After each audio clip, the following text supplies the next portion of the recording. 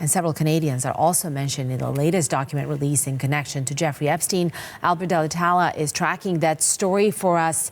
Not the context, I think, in which we want to see Canadians mentioned. Talk to me about what do we know? Certainly not. And one of those Canadians has been in the news a lot here in Canada, and that is disgraced fashion mogul Peter Nygard. And it's in relation to an April 22, 2020 letter from the U.S. Department of Justice to UK authorities. And it details an FBI and U.S. attorney for the Southern District of New York request to get an interview with then Prince Andrew about possible connections to Nygard. Nygard, of course, has faced numerous sexual assault allegations in different jurisdictions. And in 2023, he was convicted of 4 counts of sexual assault in a Toronto court. That letter we're talking about said there was evidence linking the former prince to both Nygard and Epstein in separate sex trafficking investigations. Specifically, it said Andrew Mountbatten-Windsor had visited Nygard's luxury property in the Bahamas at least once.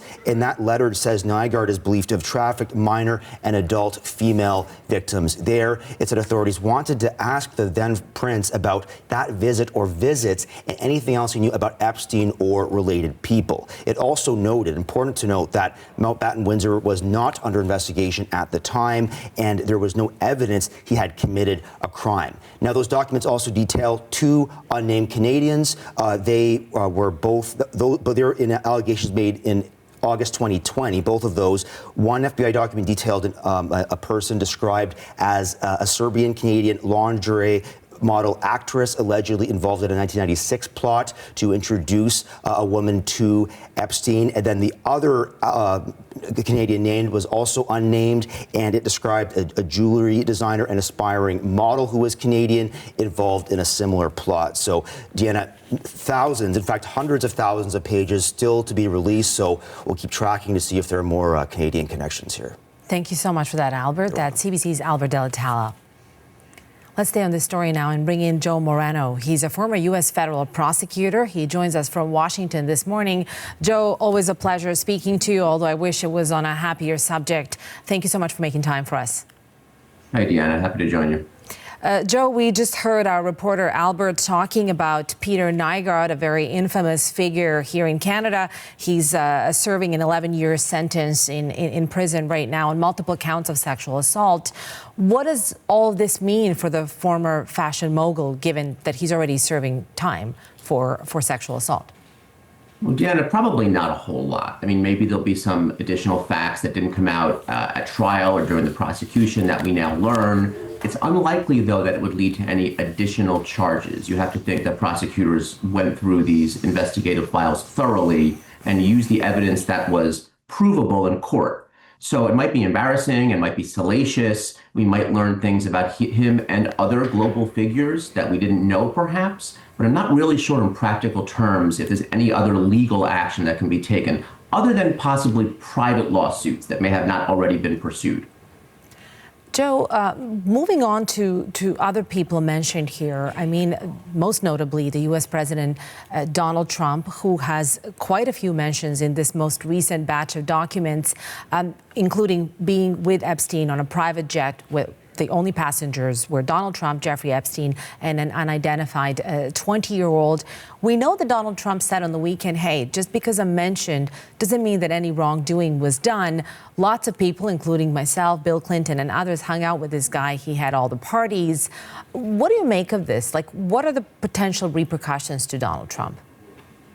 Well, again, I think it's more embarrassment. I think it shows that his relationship with Epstein was perhaps even deeper than we already were aware of. Same with Bill Clinton. I mean, it's embarrassing. I'm not sure, again, there's much action to be taken. Obviously, Epstein's relationships were very broad. Obviously, there were probably even more details about what he did and with which women and with perhaps underage minors that we didn't previously know about. I hope to think that our justice system exhausted every lead and all evidence, and when there were charges to be brought, they did it, and they didn't ignore anything that was provable in court. But again, at the end of the day, these are old facts, so perhaps not things that the president would like to see come to light, but I'm not really sure there's anything more that can be done about this. There's no smoking gun as of now. Let's talk a little bit about the redactions, which are many. And we're hearing that some people have found technological hacks, if you will, to unredact some of the stuff that has been redacted. There's so many redactions, and it looks like so many more will appear in the documents yet to come, that the DOJ has asked career prosecutors, frankly, people like you, to volunteer their time and redact further. Can you explain to me, is this a common procedure? From my understanding, and please correct me if I'm wrong, the only things that should have been redacted were those related to the identities of the potential victims. Why is there so much a redaction? Well, Deanna, none of this is common practice. We don't typically reveal investigative materials like this, other than what's been introduced and proven in court. So this is very unusual, particularly an investigation that goes back effectively 20 years. So you expect there's going to be hundreds of thousands of documents and other information that investigators and prosecutors compiled over the years that were never actually brought to light. The law that was passed by Congress a few weeks ago that requires the revealing of these files provides 5 categories of authorized redactions. They include things that could impede future investigations. They include identities of victims. They include graphics or portrayals of violence or other salacious type materials. And so there are redactions that are authorized. I understand the public is eager for this information. And whenever you see those black boxes, particularly when they cover entire pages, you say, what's being hidden there? But keep in mind, this is a very, very long and thorough process. When you think about lawyers at the Justice Department that have to go line by line through these documents and exhaustively look at whether or not anything is subject to one of those 5 redaction categories that are authorized, it takes a long time. So again, having worked at the Justice Department, I like to give the benefit of the doubt that the delay here is because they're being thorough and any redactions are authorized. But again, this is why we typically don't do this sort of thing, because it seems like no matter what's revealed, people are never going to be happy. Another thing that I found unusual, but again, it might not be, is just that we as the public are so unaccustomed to this process, Joe, was the DOJ mentioned yesterday that just because you saw something, it doesn't mean that it's true. In fact, that there will be lots of tidbits of documents and materials that have been since proven during the investigation to be false. We know that there was an alleged letter from Jeffrey Epstein to Larry Nassar that has been proven by the DOJ to be false, and they're telling people to disregard it. Talk to me a little bit about that. When just because people are seeing names or pictures in the documents, it doesn't necessarily prove the veracity of that document, correct?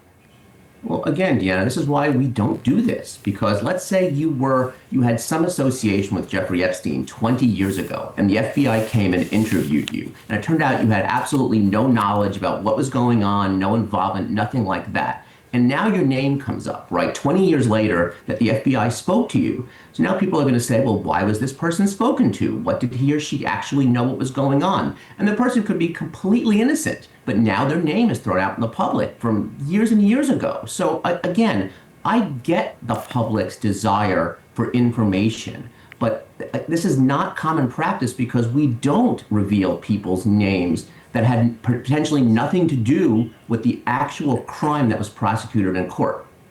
Just quickly, because we're running out of time, but I mean, do you think that this is a dangerous precedent, that essentially the DOJ caved to the public pressure?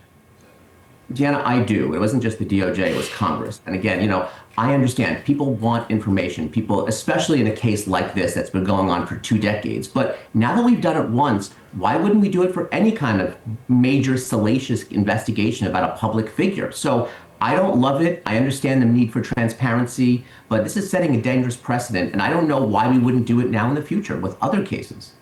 Joe, thank you so much for your time and expertise. Really appreciate it. Thanks, Deanna. Former U.S. federal prosecutor Joe Moreno.